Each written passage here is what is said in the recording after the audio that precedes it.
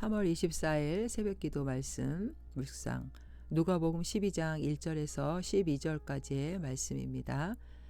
환난과 핍박 중에도 두려워하지 말아야 될 이유에 대해서 말씀드리겠습니다.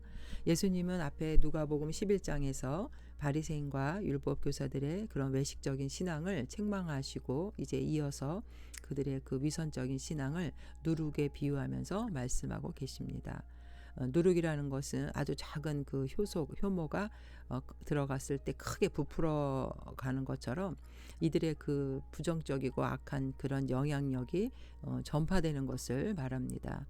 겉으로는 거룩하고 경건한 척 했지만 그들의 속은 종교적으로 도덕적으로 교만하고 그런 마음을 갖고 있어서 다른 사람들에게도 악한 영향력을 끼쳤기 때문입니다. 그들은 자신들의 기득권을 유지하기 위해서 제자들, 진리의 말씀을 전하는 자들을 박해하고 핍박했습니다.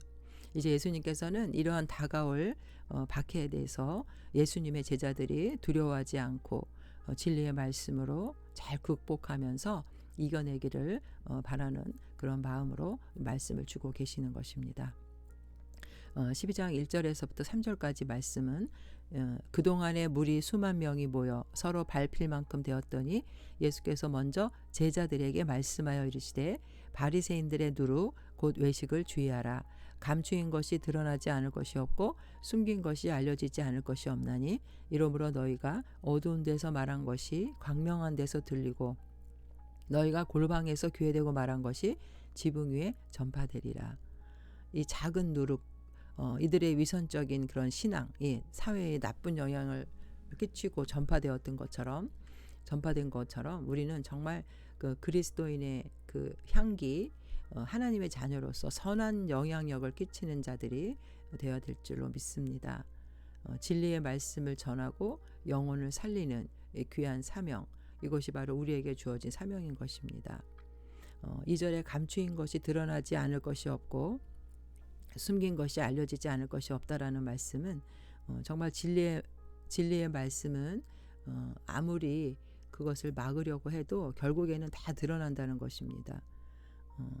오늘날 이 하나님의 말씀 성경이 세계적인 그 베스트셀러 1위가 되고 있는데 이 성경이 만약에 거짓이라면은 물론 이 말씀은 오늘날까지 이어지지 못했을 것입니다. 프랑스의 그 철학자 무신론자 볼테르는 기독교는 100년 후에는 반드시 없어진다고 그가 호언장담했지만 결국 그의 그 호화스러운 그 저택은 성경을 찍어내는 인쇄소가 되었던 것입니다. 하나님의 말씀은 진리의 말씀입니다. 마태복음 5장 18절에도 진실로 너에게 이르노니 천지가 없어지기 전에는 율법의 1.1획도 결코 없어지지 아니하고 다 이루리라. 바리새인들의 외식, 이런 외식적인 신앙을 감추려고 노력했지만 그들의 신앙이 반드시 드러났고 결국은 예수님께서 심판의 주로 재림하셨을 때 양과 염소를 나누시는 것처럼 모든 불의는 완전히 드러나게 될 것입니다. 마태복음 16장 27절에도 인자가 아버지의 영광으로 그의 천사들과 함께 오리니 그때 각 사람이 행한 대로 갚으리라. 그리고 32절에 모든 민족을 그 앞에 모으고 각각 구분하기를 목자가 양과 염소를 구분하는 것 같이 하여 양은 그 오른편에 염소는 왼편에 두리라. 저들이 아무리 주님의 그 복음을 방해하여도 예수님의 그 진리의 말씀은 결국은 심판의 재림의 때에 그 말씀을 가지고 불의한 사람들을 반드시 심판하실 것입니다. 우리는 예수님의 그 구주 되심과 진리의 말씀을 모든 사람에게 전하는 귀한 사명에 힘써야 될 줄로 믿습니다. 4절부터 5절까지에는 내가 내 친구에게 너희에게 말하노니 몸을 죽이고 그 외에는 능히 더 못하는 자들을 두려워하지 말라. 마땅히 두려워할 자를 내가 너희에게 보이리니 곧 죽인 후에 또한 지옥에 던져 넣는 권세 있는 그를 두려워하라. 내가 참으로 너희에게 이르노니 그를 두려워하라. 핍박 가운데서도 우리가 두려워하지 말아야 될 첫 번째 이유를 1절부터 3절까지 내용에서 반드시 진리는 드러나고 하나님께서 반드시 심판에 재림주로 오셔서 그것을 나타내신다라는 그 말씀으로 우리가 힘을 얻어야 되고, 두 번째는 그 영혼과 육체를 주관하시는 하나님을 두려워해야 한다고 말씀하고 계시는 것입니다. 악인들은 그 사람의 육체만큼은 해할 수 있지만 인간의 그 영혼은 그들은 주관할 수가 없습니다. 하나님께서는 인간의 영과 육을 주관하시기 때문에 종말의 심판 때에는 하나님의 심판이 임해서 악한 자들은 지옥에 던져지게 되고, 진리를 쫓는 하나님의 자녀들은 결국 영생을 얻게 된다는 말씀입니다. 여기서 내 친구란 그 진리의 말씀을 전하는 제자들을 핍박하는 그런 바리새인들과 대조되어서 쓰였는데, 바로 예수님을 따르는 사람들, 예수님과 친밀한 관계에 있는 사람들을 여기서 친구라고 말합니다. 오늘날 우리 성도들도 예수님의 친구라고 할 수 있습니다.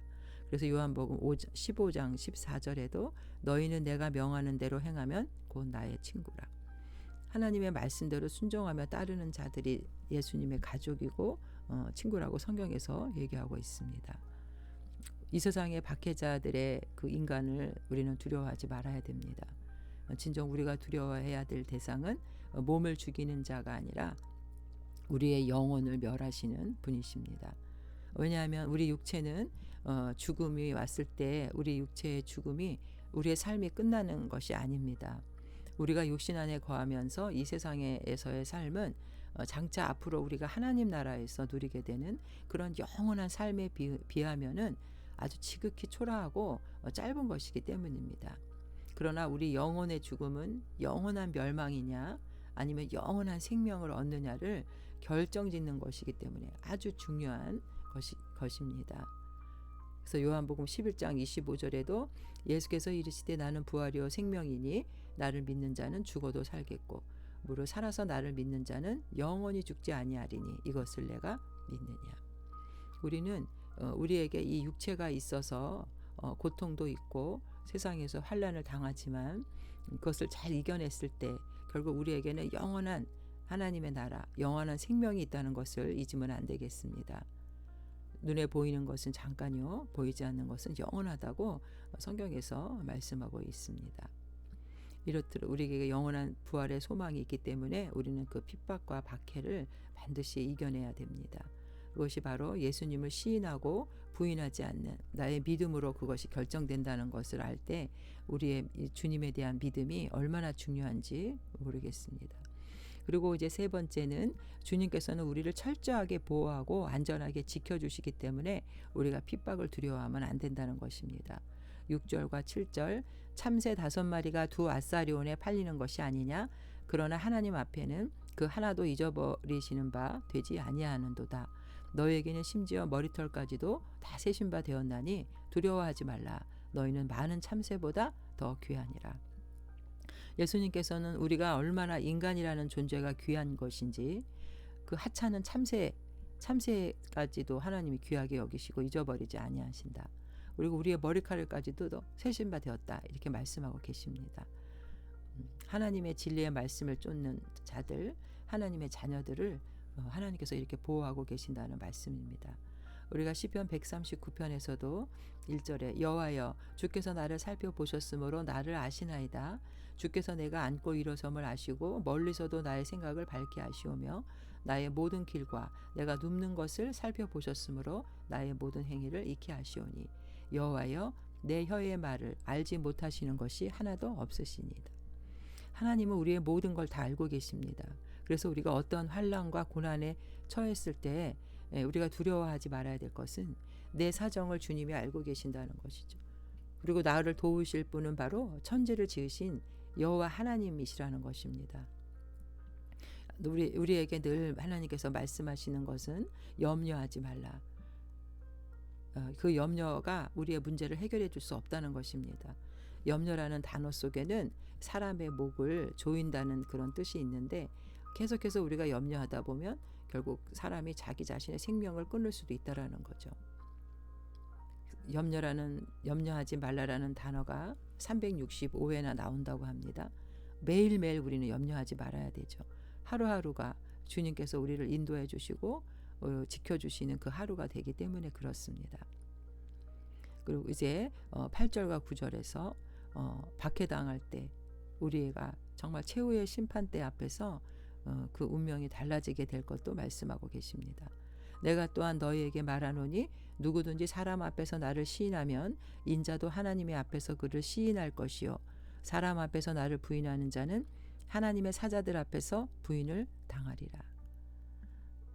주님께서는 우리가 마지막 날 심판날에 우리가 어떻게 하느냐에 따라서 그것이 다 드러나기 때문에 우리의 신앙이 중요하다는 것을 말씀하고 계십니다. 마태복음 7장 21절에서도 나더러 주여 주여 하는 자마다 다 천국에 들어갈 것이 아니요 다만 하늘에 계신 내 아버지의 뜻대로 행하는 자라야 들어가리라.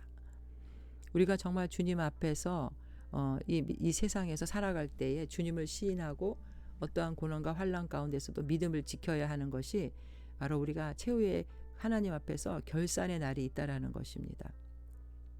그래서 10절에서도 누구든지 말로 인자를 거역하면 사하심을 받으려니와 성령을 모독하는 자는 사하심을 받지 못하리라. 성령 모독죄. 성령은 우리 인간에게 어떤 역할을 하냐면 죄를 뉘우치게 하고 회개해서 우리가 주님 앞으로 나아갈 수 있게 해줍니다. 그런데 이 회개시키는 역할을 하는 성령을 우리가 거역하고 방해하면서 또 근심시키면은 이 성령이 우리를 떠날 수밖에 없고 성령이 소멸되고 맙니다. 그럴 때 우리는 계속 죄를 짓게 되고 하나님을 떠나게 되고 사망에 이르게 된다는 것이죠. 그래서 성령 모독죄는 사함을 받지 못할 죄가 되는 것입니다. 에베소서 3장 20절에도 하나님의 성령을 근심하게 하지 말라. 그 안에서 너희가 구원의 날까지 인치심을 받았느니라. 우리가 성령을 모욕한다는 의미는 성령을 떠난다는 것인데 성령이 떠나는 것인데 성령이 떠나면은 우리는 죄를 회개할 수가 없습니다. 결국 죄가 쌓이면은 우리는 죄의 노예가 되고 죄값을 받게 돼서 영원한 죽음의 형벌로 떨어질 수밖에 없는 것이죠. 이제 11절과 12절에서 주님께서는 사람이 너희를 회당이나 위정자나 권세 있는 자 앞에 끌고 가거든 어떻게 무엇으로 대답하며 무엇으로 말할까 염려하지 말라. 마땅히 할 말을 성령이 곧 그때 너희에게 가르치시리라 하시니라. 우리가 주님 앞에 순종하면 주님이 우리의 그 말할 것 모든 것을 다 생각나게 해주시고 책임져 주신다는 것입니다. 요한복음 14장 26절에도 보혜사 곧 아버지께서 내 이름으로 보내실 성령 그가 너에게 모든 것을 가르치고 내가 너에게 말한 모든 것을 생각나게 하리라. 성령께서 우리 입술에 말도 알려주신다는 것입니다. 우리는 우리 인간의 생각과 뜻대로 행하고 말하는 것이 아니라 늘 성령님께 물어봐야 되죠. 주님 어떻게 말을 할까요? 어떻게 행동을 할까요? 그럴 때 우리가 실수가 없고 안전하게 살아갈 수 있다라는 것입니다. 우리는 하나님의 자녀이며 하나님의 안전한 보호 가운데 이 세상을 살아가고 있습니다. 그리고 우리는 이 땅이 전부가 아니라 천국의 부활을 소망하면서 살아가는 천국 시민이기 때문에 이 땅에 환난이 왔을 때 담대하게 우리의 신앙을 지키고 진리를 쫓는 참된 제자가 되어야 합니다. 주님께서는 이제 제자들에게 먼저 핍박을 당할 제자들에게 또 사명이 있기 때문에 오늘 말씀을 해주고 계십니다.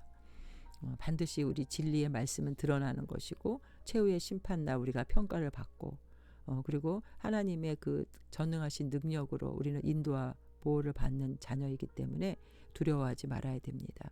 우리의 육체는 잠시 잠깐이지만 우리에게는 영원한 생명이 있어서 부활의 소망이 있기 때문에 그 진리를 그 영생을 놓치면 안 되고 어리석은 자가 되기 때문입니다. 빌립보서 3장 20절과 21절 그러나 우리의 시민권은 하늘에 있는지라 거기로부터 구원하는 자 곧 주 예수 그리스도를 기다리노니 그는 만물을 자기에게 복종하게 하실 수 있는 자의 역사로 우리의 낮은 몸을 자기 영광의 몸의 형체와 같이 변하게 하시리라. 우리는 부활의 소망이 있는 천국의 시민입니다. 이 땅에는 항상 사단의 권세가 있기 때문에 우리를 미혹하고 넘어뜨리려고 하지만 우리는 끝까지 이 부활의 영생의 소망을 붙잡고 담대하게 신앙을 지킴으로써 승리하시는 여러분 되시기를 주님의 이름으로 축원드립니다. 아멘.